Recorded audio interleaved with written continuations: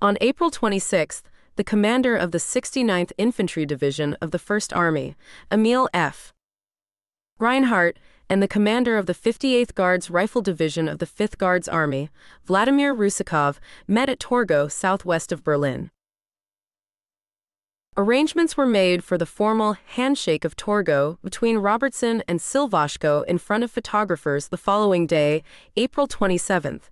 The significance of this event was not lost on the leaders of the time. American President Harry S. Truman welcomed the news, stating, "This is not the hour of final victory in Europe, but the hour draws near. The hour for which all the American people, all the British people, and all the Soviet people have toiled and prayed so long." On the other side, Joseph Stalin spoke of the war still ahead. "Our task and our duty are to complete the destruction of the enemy, to force him to lay down his arms and surrender unconditionally. The Red Army will fulfill to the end this task and this duty to our people and to all freedom-loving peoples." That evening, the Soviet, American, British, and French governments released simultaneous statements in London, Moscow, and Washington, reaffirming their determination to complete the destruction of the Third Reich. Even though the Allies had cut Germany in half, Hitler, in his final days, ordered his soldiers to fight on, before committing suicide on April 30th. In the years following the war, the Elbe River link-up was commemorated in several ways. Monuments were built at Torgau, Lorenzkirch, and Bad Liebenwerda. There is also a Spirit of the Elbe plaque at Arlington National Cemetery. During the Cold War, this event was frequently cited as a reminder of the potential for peace and friendship between the U.S. and the Soviet Union, despite the ideological divide. One of the soldiers present at the link-up petitioned the UN to make April 25th a World Day of Peace, though it was never officially declared. Russia later issued a coin commemorating the 50th anniversary of the event. In 2010, the U.S. and Russian presidents issued a joint statement honoring April 25th and the Spirit of the Elbe, acknowledging the historical significance of this moment in time. This meeting at the Elbe was not just a handshake between two soldiers, it was a handshake between two worlds, a fleeting moment where the divisions of the future seemed bridgeable, and the hope for a lasting peace was palpable. Continuing our journey through this historic moment, let's delve deeper into the significance and the aftermath of the Elbe River meeting. The photographs captured on April 26, 1945, are not just images but capsules of time, where history was made tangible.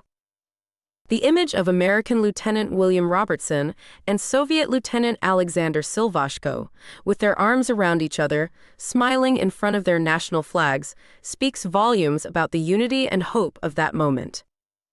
It was a rare instance of camaraderie in a war that had seen so much division and suffering. The day after this initial meeting, the world's attention was drawn to Torgau, where high-ranking officers from both sides would formalize this historic encounter. On April 26, the commander of the 69th Infantry Division, Emil F. Reinhardt, and his Soviet counterpart, Vladimir Rusakov of the 58th Guards Rifle Division, met. This wasn't just a meeting between military leaders, it was a symbol of the cooperative effort to end the war in Europe. The handshake of Torgau was meticulously planned for April 27th. Here, Robertson and Silvashko would once again shake hands, this time for the world's photographers, immortalizing the moment when East met West. This handshake was more than a gesture. It was a promise of an end to hostilities, a beacon of hope amidst the ongoing conflict. American President Harry S. Truman's words echoed the sentiment of many. "This is not the hour of final victory in Europe, but the hour draws near, the hour for which all the American people, all the British people, and all the Soviet people have toiled and prayed so long." His words captured the anticipation of an end to the war, a moment where the collective sacrifices would finally bear fruit. On the other side, Joseph Stalin emphasized the ongoing struggle. "Our task and our duty are to complete the destruction of the enemy, to force him to lay down his arms and surrender unconditionally." The Red Army will fulfill to the end this task and this duty to our people and to all freedom-loving peoples. His message was clear. The war was not over, and the Red Army would continue to push until victory was absolute. The Allied government statements that evening in London, Moscow, and Washington were a testament to their united resolve. Even with Germany cut in half by the advancing forces, Hitler's last directive was to fight on, a futile command before his suicide on April 30th. In the years that followed, this event was memorialized in stone and memory. Monuments were erected at Torgau, Lorenzkirch, and Bad Liebenwerda, serving as physical reminders of this historic meeting. The Spirit of the Elbe plaque at Arlington National Cemetery stands as a tribute to the soldiers from both sides who met in peace. During the Cold War, this event was often referenced as a symbol of potential peace and friendship between the U.S. and the Soviet Union. It was a reminder that despite ideological differences, cooperation was possible. One of the soldiers present at the link-up even petitioned the United Nations to establish April 25th as a World Day of Peace. Though the idea did not come to fruition, Russia commemorated the 50th anniversary of this event with a coin, a small yet significant token of remembrance. In 2010, the U.S. and Russian presidents issued a joint statement honoring the Spirit of the Elbe, acknowledging the historical significance of this moment where soldiers from opposing sides came together in a shared mission of peace and victory. This meeting at the Elbe River was not just a military rendezvous, it was a moment of profound human connection. A brief respite in a world torn by war. And a symbol of what could be achieved when humanity chooses unity over division, as we reflect on this historic event. Let's delve deeper into the personal stories, the cultural impact, and the lasting legacy of the Elbe River meeting. The photograph of American Lieutenant William Robertson and Soviet Lieutenant Alexander Silvashko standing arm in arm captures more than a moment. It encapsulates the relief, joy, and hope of soldiers who had seen the darkest sides of war. This image, taken on April 26, 1945, was not just for posterity but served as a beacon of unity, an emblem of what could be achieved when humanity comes together. The soldiers from both sides who had been adversaries now exchanged cigarettes, vodka, and stories. They posed for photographs, their faces a mix of exhaustion and exhilaration. These simple acts of camaraderie were profound. They were a testament to the shared humanity beneath the uniforms.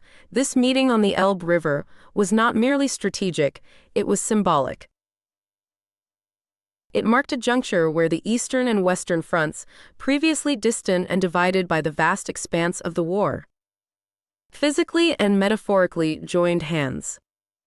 It was the moment when the pincer movement, planned and executed over years, finally closed, effectively dividing Germany and setting the stage for the end of the Third Reich.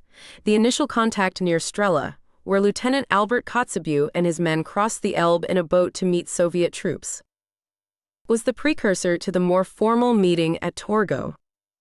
Here, on the same day, another patrol led by Lieutenant William Robertson encountered a Soviet patrol on the destroyed bridge of Torgau.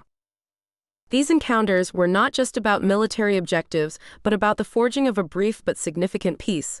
On April 26, the commanders from both sides, Emil F. Reinhardt and Vladimir Rusakov, met.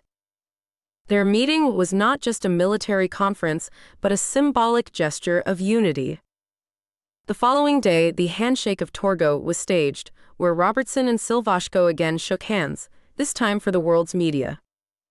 This event was meticulously planned, reflecting the importance both sides placed on showcasing this moment of unity. President Truman's words of anticipation and hope, juxtaposed with Stalin's resolute call for the complete destruction of the enemy, captured the dual sentiment of the time, the joy of progress and the sobering reality of the war's unfinished business. The simultaneous statements from the Allied governments that evening underscored the collective resolve to see the war through to its end. Despite this historic meeting, the war in Europe did not end immediately. Hitler, in his final days, clung to the delusion of victory, ordering his troops to fight on. His suicide on April 30th marked the symbolic end of Nazi Germany, but it would take days more for the formal surrender. In the aftermath of the war, the Elbe link-up was immortalized in various ways. Monuments at Torgau, Lorenzkirch, and Bad Liebenwerda stand as physical testaments to this historic moment. The spirit of the Elbe plaque at Arlington National Cemetery serves as a reminder in the heart of the United States of the sacrifices made and the unity achieved. The Cold War era saw this event frequently invoked as a symbol of what could be.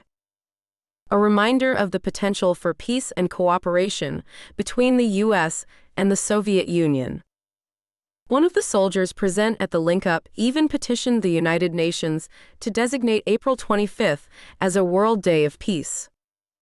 Although the idea did not materialize, Russia's issuance of a coin for the 50th anniversary and the 2010 joint statement by the U.S. and Russian presidents honoring the spirit of the Elbe reflect the enduring significance of this event.